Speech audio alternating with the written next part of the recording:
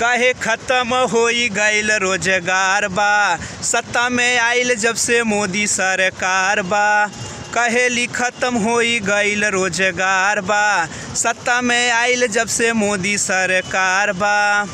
रोटी के खाई चाहत बाटे रसेदार से, रोटी के खाई चाहत बाटे रसेदार से।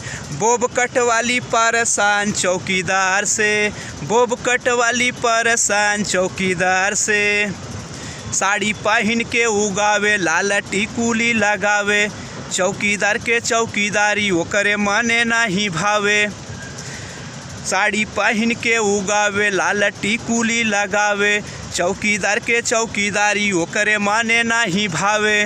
काहे हम खुश बानी केजू सरकार से, फ्री में माल मिले केजू सरकार से। बोब कट वाली परेशान चौकीदार से, बोब कट वाली परेशान चौकीदार से। 15 लाख ऐसे मांगे कर्जा देहे बाटे लागे, बेरोजगार बानी साहब हमके नौकरी दे दे आगे।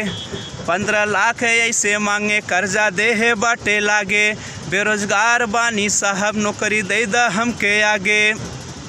जीभ चटकोर मांगे आम के अचार से, जीभ चटकोर मांगे आम के अचार से। बोब कट वाली परेशान चौकीदार से, बोब कट वाली परेशान चौकीदार से। काहे कि खत्म होई गईल रोजगार बा, जब से ही आइल बाटे मोदी सरकार बा।